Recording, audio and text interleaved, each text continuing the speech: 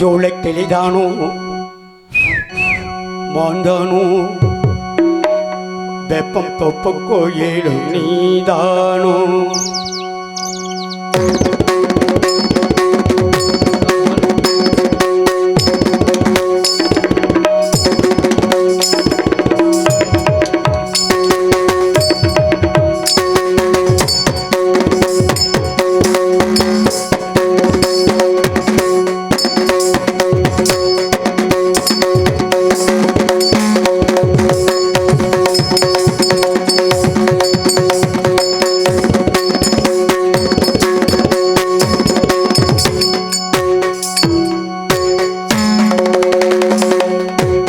ಮಂಜೋಳೆ ಕಿಳಿದಾನೋ ಮಾಂದಾನು ಬೆಪ್ಪಂ ತೊಪ್ಪಕ್ಕೋ ಏಳು ನೀದಾನು ಮಂಜೋಳೆ ಕಿಳಿದಾನೋ ಮಾಂದಾನು ಬೆಪ್ಪಂ ತೊಪ್ಪಕ್ಕೋ ಏಳು ನೀದಾನು ಇವள் நாவாரோ ஊதானோ நடித்தீரானோ அதைகள் தரும் இசைத்தீரானோ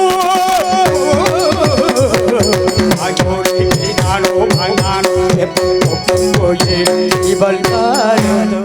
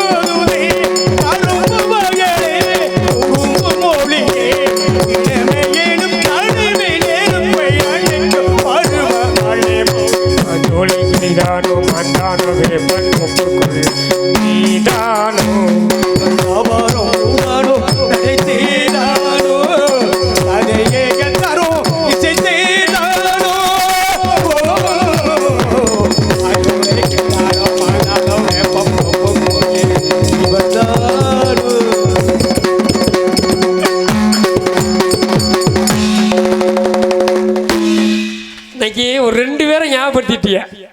ஒன்று எங்கள் அண்ணன் குட்டராஜேந்திர வாசித்தை இவருக்கு ஞாபகப்படுத்திட்டாரு. கடைசியில் எங்கள் தாத்தா வரிச்சிருப்பல் அந்த கடை தீர்காயுஷ நல்லா இருக்கணும். அந்த அகர முத்தாலமே அவனுக்கு நீடூழி ஆசியும் காலிகை சுகத்தையும் அந்த நடா அப்படியே இருக்கு பார்த்தீங்களா, நம்ம சொன்ன மாதிரி குட்டையர் மாதிரியே. அதாவது சொல்லி தெரிவதிலே மன்மத கலைன்றது. ஆமா ஆமா. என்னையா வாத்தியம்?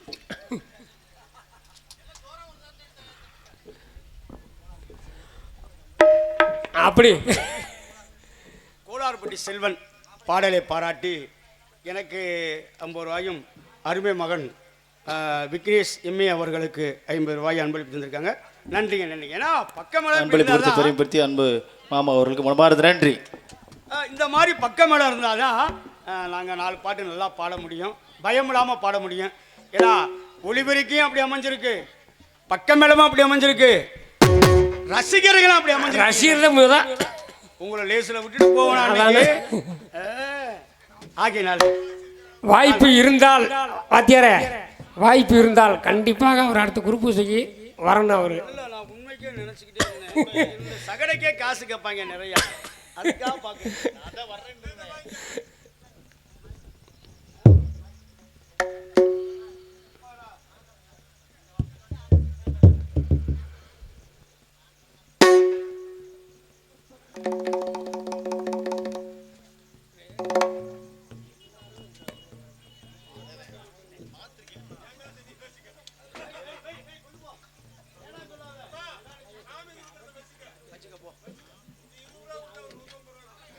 அது இல்லை, அவங்க அன்பு தான் முக்கியம். ஆத்தா வெள்ளையம்மா நல்லா இருக்கு. நன்றி நன்றிகள் வணக்கம்.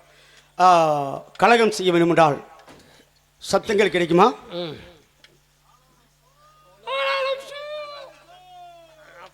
வரவரிய குரலுங்க அது. கரும்புருக்கையில கொளுத்தால நிற்க கூடாது, நல்லா இருக்காது. ஆளோடும் ஆளோடும் என்று இனிமையாகப்படுகிறாள். தகிட ததிமை என்று என் இதயத்துக்கு சுருதி மீட்டக்கூடிய சலங்க ஒளியாக அவள் இருப்பதால் இன்னைக்கு அம்புட்டு பாட்டு இன்னைக்கு விடுறதில்ல. வாங்க இன்னைக்கு உங்க மக்களுக்காகவே இன்னைக்கு எல்லாமே. அது விக்னேஷ் இன்னைக்கு மாட்டிக்கிட்டேன். எனக்காகவே நெளிவும் தரதில்லை, நம்மளும் சந்திக்க முடியும். கொடுக்கறதுனாலும் பரவாயில்ல, இன்னைக்கு வேலை வாங்குவான். ஒரே ஒரு ஊர்ல ஒரு 1000 ரூபாய் சேர்த்து வாங்கிட்டு போயிட்டேன், அதுக்காக தரமாட்டேன் எனக்கு.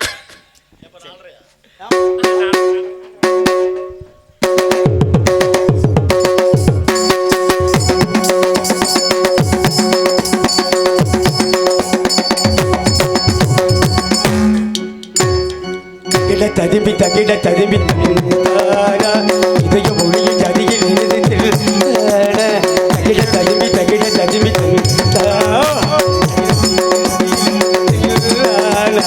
இருதயம் அடிக்கடி துடித்தது என் பேரா என்பதை எளிதிட மறுத்தது என் பேரா சுதியிலையும் இதய மொழியை ஜதியில் ததிபி தகிட ததிபி இதய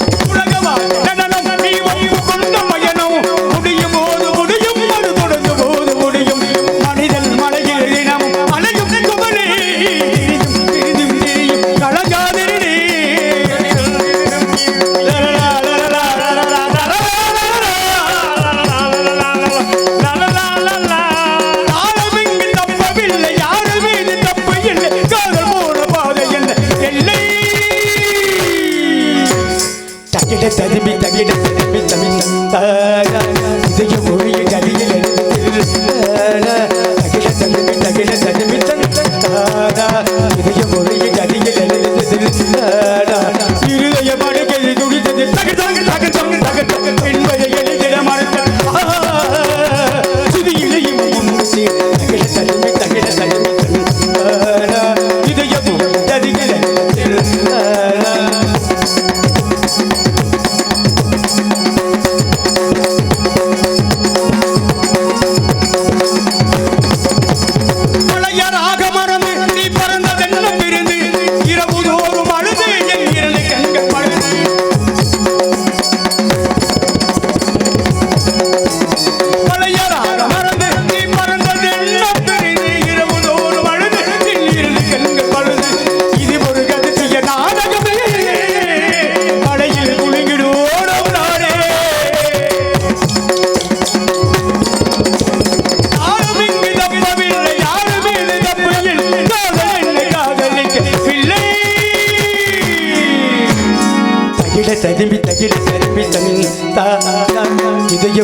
கதியில் நெருத்தில்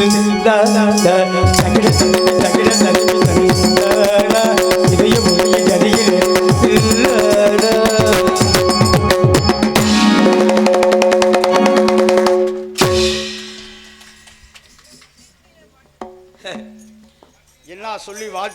என்ன சொல்லி வாழ்த்துறதுனே தெரியல. இன்னைக்கு 50 ஒரு சம்பளம் அவனுக்கு தான் 30. நீங்க எதை சொல்றீங்க? ஆனா நான் ஒரு உண்மையை சொன்னா, இந்த பாடலை என் பிள்ளை இவன்கிட்ட பாடிருக்க வாசிக்கிறான். 30 வருஷத்துக்கு முன்னாடி இந்த பாட்டுக்கு ஒரே ஊரில் 5000 ரூபா, அன்னைக்கு 5000 ரூபா அன்பளிப்பு வாங்கி கொடுத்தது எங்கள் அண்ணன் தங்கவேலு, இவங்க அப்பா.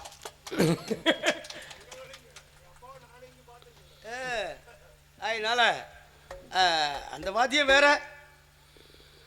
வாத்தியம் வேற. முருகனை சந்திக்க வரையில் பாடுவேன். ஆனால் ஆளோலும் ஆளோலும் என்று பாடுகிறாள்.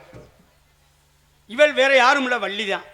வள்ளிக்கு முருகனுக்கு கல்யாணத்தை நடத்த நேரம் ஆயிடுச்சு. காலதாமதம் காரிய கேடு, காலம் மருந்து அறியாமல் வாழ்க்கை கோலம் மருந்த குரங்குக்கு ஒப்பன்பார்கள்.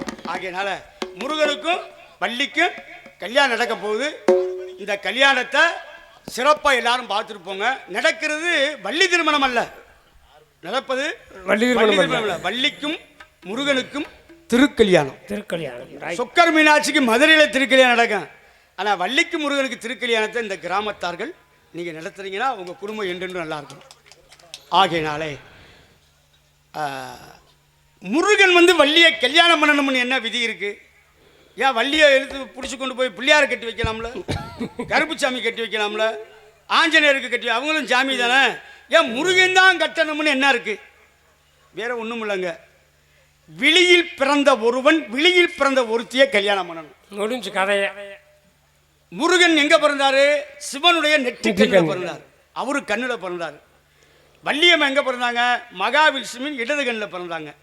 அப்போ கண்ணில் பிறந்தவன் கண்ணில் பிறந்தவளை தானே கல்யாணம் பண்ணணும். கண்ணனின் மகன் கண்ணன். ஆமாம். இப்போ மகாவிஷ்ணு 1008 நாமோதயக்காரன். பெருமாள், அழகர், மாதவன், மதுசூதனன், பாண்டரங்கன், பண்டரிநாதன், இப்படிலாம் பெருமாளுக்கு பெயர் உண்டு. கிருஷ்ணனும் பேர் இருக்கு. ஆனால் கண்ணேன்ற பேரும் இருக்கு. இந்த கண்ணேன்ற பேர் எப்படி வந்துச்சு? ரொம்ப ரொம்ப முக்கியம். மகாவிஷ்ணுக்கு கண்ணேன்ற பேர் எப்படி வந்துச்சுன்னா, 1008 தாமரை மலர்களை வச்சு சிவலிங்கத்துக்கு அணிதினமும் பூஜை பண்ணுவார் மகாவிஷ்ணு. அப்போ சிவபெருமான் என்ன பண்ணிட்டாரு? சோதிக்கிறதுக்காக. ஏன்னா மகாவிஷ்ணுவும் சிவபெருமானும் மாமை மச்சனிங்க இல்லையா, ஒரு தாமரைப்பூ எடுத்து மறைச்சி வச்சுட்டார். 1007 தான் இருக்கு. 1008 தாமரை மலர் போடணும். போட்டுக்கிட்டே வராரு. 1007 தான் இருக்கு, ஒரு மலர் குறையுது. யோசிக்கல, தன் கண்ணையே வெளியே எடுத்து மலரா போட்டார். கண்மலர கண்ணையே மலரா எடுத்து போட்டார். அப்பதான் சிவபெருமான் கண்ணா நிற்க, உன் பொண்ணை கொடுத்த, உன் கண்ணையே கொடுத்துட்டியடா கண்ணா அப்படின்டா.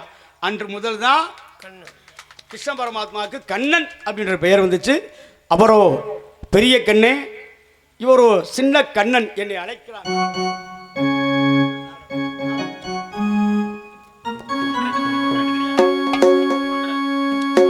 சின்ன கண்ணன் அழைக்கிறார், சின்ன கண்ணன் அழைக்கிறார். ரோதியை பூங்கோதையை இளமனம் கொண்ட ரகசிய ராகத்தை பாடி சின்ன கண்ணன் அழைக்கிறார். ரோதியை பூங்கோதையை இளமனம் கொண்ட ரகசிய ராகத்தை பாடி சின்ன கண்ணன் அழைக்கிறார்.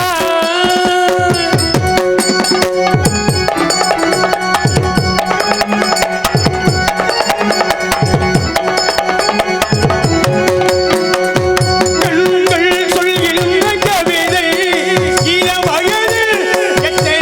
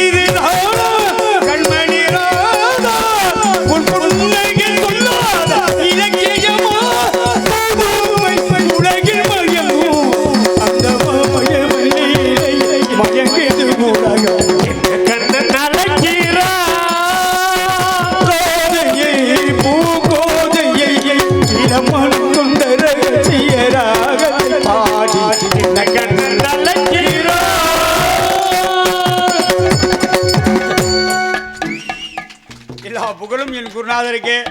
என் மகன் விக்னேஷை விட்டுட்டு நான் உள்ள போறதுக்கு மனசு இல்லை. இதுல பேனாவில் இருக்க இங்கா இல்ல அதோட ஊக்கா.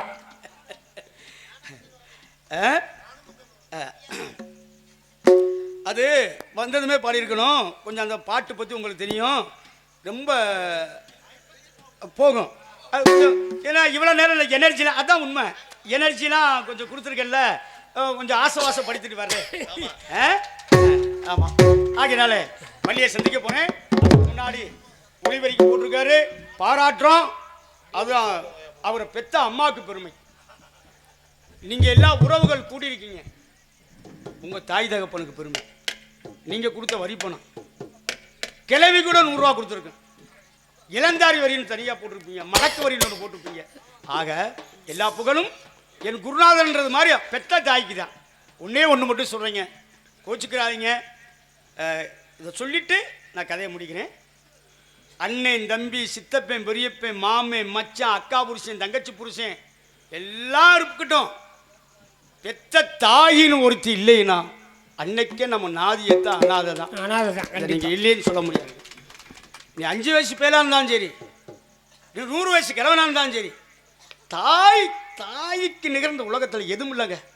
ஒரு சின்ன குறிப்பு என்னன்னா, கல்யாணம் பண்ணுவேன், பொண்டாட்டி கூட பிறந்த மச்சனிச்சு மச்சனு இவங்களுக்கு பூரா துணிமணி எடுத்து கொடுப்பான், மாமியாருக்கு சேலை எடுத்து கொடுப்பான். இது பெத்த தாயை ஒட்டு துணியில் உட்காந்துருக்கேன். இந்த ரேஷன் கடை சிலையை அதை 2ஆக கழித்து ஒன்றை கீழே கட்டிக்கிட்டு மேலேயும் மாறாப்பையும் சரியாக போடாமல் அதுக்கு இந்த சாப்பிட தட்டு கொடுத்துருப்பாங்க. ஈய தட்டு ஒன்று, வாவலயம் இல்லாத ஒரு ஈய செம்பு, அதை வச்சுக்கிட்டு வாங்கி குடிக்கேன். இந்த பொம்பளை பிள்ளையை பார்க்க வருதுகளை 100, 50, 500ன்னு அந்த கிழவிக்கு கொடுத்துட்டு போங்க. அந்த ரூபாயை அந்த கிழவி சுருவாடு சுட்டு வச்சுருப்பான். அது அந்த மாதம் 1000 ரூபா தராங்கல, அந்த பணத்தையும் வாங்கி வச்சுருப்பான். வச்சுக்கிட்டு சும்மா இருக்கணும்ல. ஆடி தீபாவளி விடிஞ்சா தீபாவளி எண்ணெய் தேய்ச்சி குளிச்சுக்கிட்டு இருப்பாங்க. இந்த கிழவி ஒட்டு துணியில் உட்காந்து மகன் ஒரு சேலை எடுத்து கொடுத்துருக்க மாட்டேன். அந்த மகனை கூப்பிடுவா, ஜெய் வாடா, விடிஞ்சா தீபாவளி கறி புளி எடுக்க காசு வச்சிருக்கியானடா அப்படின்னு அந்த சுருவாடு சுட்டு வச்சுருந்தா பாருங்க, அந்த முந்தானையை கலட்டி அந்த காசை பணத்தை போனால் எடுத்து மகன் கையில் கொடுப்பா, வச்சுக்கடா, கறி புளி எடுத்து பிள்ளைகளுக்கு காய்ச்சி. அவள் தானே தாயி. 1000 உறவு இருக்கட்டும், அதுக்காக சொல்ல வரேன். புருஷன் இல்லை, 5 வயசு பேரை வளர்க்குற அம்மா, வீட்டு வேலை எந்த வேலை செஞ்சாலும் விபச்சாரம் பண்ணால பொய் சொல்லலை அந்த அம்மா. மற்ற கிடைக்கிற வேலையை பூரா பார்க்குறான். மகனை வளர்க்குறா. உள்ளூரில் 12ஆம் வகுப்பு முடிச்சிட்டான். ஆத்தா நான் பட்டணத்துக்கு போகணும், பட்டணத்தில் போய் பெரிய படிப்பு படிக்கணும். பெரிய படிப்புனா எப்படி, இந்த மாவட்ட ஆட்சியாளர், ஆங்கிலத்தில் IASன்னு சொல்லுவாங்களே, அந்த படிப்பை அவர் படிக்கணுமா. ஏண்டா நம்ம இருக்கிறதே ஒரு குடிசை வீடு தான்டா, காசு இல்லை, அவ்வளோ தெரியாது. நீ என்னை பட்டணத்தில் படிக்க போனீங்கன்னா நான் வீட்டை விட்டு ஓடி போயிடுவேன். இந்த ஒத்த பிள்ளை என் வீட்டில் இருக்கோ அவன் பூரா இந்த ஐலி இப்படி தான் சொல்லுவேன். எங்கள் அப்பா செல்வமணி மயமாரியா, அவன் நல்ல என் தங்க குட்டி. ஆமாம், அந்த ஒத்த பிள்ளை எந்தெந்த வீட்டில் இருக்கோ அவன் செய்யாத சித்திரவதையே இருக்காது. பெத்த அப்பனை ஏத்தாலையும் அம்முட்டு மிரட்டுவான். நான் மறந்த குடிச்சிருவேன், நான் வீட்டை விட்டு ஓடி போயிடுவேன்னா மிரட்டுவான். இதுக்கு பயந்துட்டே அந்த அப்பனை ஆத்தாலும் அவனுக்கு எல்லாமே செஞ்சு வைக்கிறது. இவன் சொல்கிறான், இந்த கிளவி சரிப்பா பண்ணுறா. இந்த குடியிருந்த வீட்டை விற்றுவிட்டா, விற்று அந்த ரூபாயை கொண்டு போய் கட்டி விடுதியில் தங்க வச்சுட்டு வந்துட்டான். வாரம் மகனை பார்க்க போகிறது, இந்த பணியாரம் குளக்கட்டையை சுட்டுக்கிட்டு போகிறது. போனால் அந்த கிளவி ஆதி காலத்து கிளவி, உடம்புல சட்டை விட மாட்டா, போயிருக்கா. இவன் வைரியான், நீ எதுக்கு என்னை பார்க்க வந்த, காசை போஸ்ட்மேன்ட்ட கொடுத்து விட்டுட்டு நீ வாருக்கு வீட்டில் இருக்க வேண்டியதானே. என் கூட படிக்க பூரா, ஐயா கொஞ்சம் கையெடுத்துருங்க, என் கூட படிக்க வரவேன் பூரா கோடீஸ்வரனா படிக்கிறான். நீ அள்ளி முடிஞ்சுக்கிட்டு உடம்புல சட்டை கூட போடாமல் நிற்கிற. உன்னைய யாருன்னு கேட்டாங்க, இந்த அம்மா எங்கள் வீட்டு வேலைக்காரின்னு சொல்லியிருக்கேன். நீ என் பசங்க கேட்டாங்கன்னா நீயே ஆமான்னு சொல்லணும். குருட்டு முண்டை போ அப்படின்னு சத்தம் போட்டு விரட்டி விட்டான். அந்த அம்மாவுக்கு ஒரு கண்ணு வேற ஊனம், ஒரு கண்ணும் இல்லை. அவங்க ஆத்தால வைக்கிறான், குருட்டு முண்டை போ நீ பார்க்க வராரு. இந்த கிழவி அடங்க மாட்டேங்கிறான். மாதத்தில் ஒரு தடவை மகனை பார்க்க போயிடுறான். அப்போ தான் கடைசியில் கேவலமாக அவங்க அம்மாவை வைக்கிறான், என்னை பார்க்க வராத குருட்டு முண்டை போ, செத்துப்போ அப்படின்னு. சி இனிமேல் நம்ம மகனை பார்க்கக்கூடாது, நம்ம உயிரோடு இருந்து என்னத்தை கண்டான் அப்படின்னு பக்கத்து வீட்டுக்காரங்கிட்ட ஒரு கடிதாசை எழுதி கொடுத்துட்டு, ஐயா அந்த கடிதாசை வச்சுக்க, நான் செத்து போனேன்னா என் மகனுக்கு தகவல் சொல்லாதீங்க, நீங்களே தூக்கி போட்டுங்க, சாவு முதல்ல நான் தலைமாட்டில் வச்சுருக்கேன் அப்படின்னு. 6 மாதம் கழிச்சு அந்த கிழவியும் செத்து போகிறான். இவருக்கு படிப்பு முடிஞ்சிருச்சு. படிப்பு முடிஞ்சு அதே மாதிரி இவர் மாவட்ட ஆட்சியாளர் ஆகிட்டார். இது உண்மையிலேயே ஒரு மாநிலத்தில் நடந்த கதை. இவர் மாவட்ட ஆட்சியாளராக போயிட்டார். இந்த ஊரை பிடிச்ச கிரகத்துக்கு நாயை பிடிச்சி சூடு போட்டாங்க நான் ஒரு ஊரில். அந்த மாதிரி அவனை பிடிச்ச கிரகம் அவன் மாவட்டத்திலேயே அவனுக்கு வேலை கிடச்சிருச்சு. அப்போ குடியரசு தினத்தன்னைக்கு கோட்டையில் கொடியேற்ற போகணும். அவங்க வீட்டை தாண்டி தான் போகணும். காரில் போயிருக்காரு. வண்டி நிப்பாட்டு, அந்த குடிசை தெரிஞ்சிருக்கு. இவர் போய் இந்த கலெக்டர்ன்ற மமதையில், ஏப்பா அங்கே ஒரு குருட்டு கிளவி இருப்பாளே குருடி, அவள் எங்கள் பெத்த தாயை, பக்கத்து வீட்டுக்காரன் சொல்லிருக்கு, எப்பா அவங்க ஆத்தா செத்து போச்சு. செத்து போச்சா? ஏன்டா என்ற சொல்ல, ஏப்பா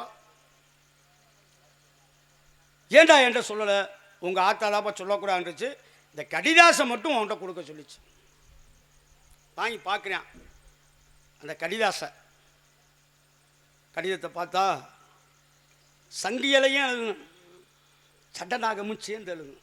அதில் வாசகம் புங்க மரமும் அழகும் பூநாகமும் சேர்ந்து அழுகும். அப்போ மட்டும் உருக்கமாக எழுதியிருக்கான், நான் பெத்த மகனே, என் உடம்புல பூர்ண ரத்தத்தை பூரா பாலா மாற்றி தாண்டா உனக்கு கொடுத்தேன். பெரிய படிப்புக்கு போனேன், வீட்டை விற்றேன். அடுத்து அதுக்கு மேற்கண்டு ஒரு படிக்கணும்னு சொன்னேன், என் காட்டை விற்றேன். அரசாங்கத்தில் வேலை கிடைக்கணும் லஞ்சம் கேட்ட, என்கிட்ட பணம் இல்லைப்பா. என்கிட்ட இருந்த 2 கிட்னி தாண்டா விற்று உனக்கு நான் பணம் அனுப்பிச்சேன். ஒன்று இதெல்லாம் போகட்டும், என்னை குருட்டு முண்டைன்னு சொன்னேன். நான் பிறவிலேயே குருடி கிடையாது. என் பேரே கண்ணம்மா. எங்கள் அப்பனாத்தால் எனக்கு வச்ச பேர் கண்ணம்மா. கண்ணு அழகி நான். நீ பிறந்து 3 மாதம் இருக்கையில் உனக்கு முத்தம்மை போட்டுருச்சு. உனக்கு உடம்பு பூரா முத்தம்மை போட்டதில் உனக்கு ஒரு கண்ணை அவிஞ்சு போச்சுடா. நீ 3 மாத பைய, இதே 18 வயசு இளந்தாரியா போனால் எவ்வளோ உன்னை கட்ட மாட்டான்றதுக்காக ஏன் கண்ணை எடுத்து தாண்டா உனக்கு வச்சேன். ஆனால் நான் செத்தாலும் என் கண்ணு உன்னை பார்த்துக்கிட்டே இருக்க முடியாது. அவள் தாங்க தாய். அப்போ தான் மனம் நொந்தானா. ஏண்டா நாட்டில் நம்ம என்ன படித்து என்ன செய்ய, பெத்த தாய்க்கு ஈடு இணை இருக்கா அப்படின்னு பாடினா எல்லாரும் பாடுவாங்க. நான் எனக்கு தெரிஞ்ச ஒரு அம்மா பாட்டை நான் பாடுறேன். நான் 10 மாசம் இருந்தேன் எங்க அம்மா கருவில, அந்த பாசம் செத்து போச்சு நான் இன்னே தெருவில். நான் 10 மாசம் இருந்தேன் எங்க அம்மா கருவில, அந்த பாசம் செத்து போச்சு நான் இன்னே தெருவில். ரத்த சொந்த மரத்த பொந்த அட அட எவனும் உதவல, ரத்த சொந்த மரத்த பொந்த அட அட எவனும் உதவல.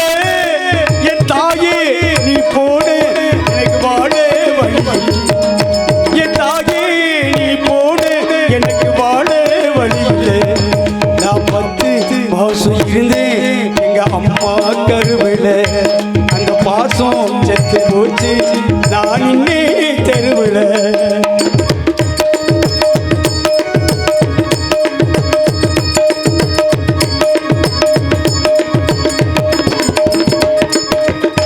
பசியில் வாழும் பிள்ளைக்கு எல்லாம் பாலு ஊட்ட அம்மாதான் வேணும்.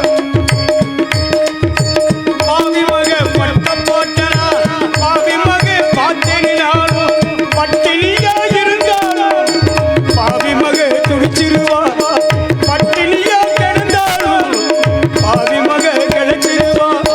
கிழிஞ்ச துணிய அவ முடித்தி நல்ல துணிய தந்திடுவா, கிழிஞ்ச துணிய அவ முடித்தி நல்ல துணிய தந்திடுவா. சொந்த பந்தம் அத்தனையும் நம்ம செத்தா வரும் தெரு வரைக்கும், சொந்த பந்தம் அத்தனையும் நம்ம செத்தா வரும் தெரு வரைக்கும். தாயோட பாசம் வரும் நம்மள மண்ணுல மூடி மறையும் வர. நான் 10 மாசம் இருந்தேன் எங்க அம்மா கருவில, அந்த பாசம் செத்து போச்சு நான்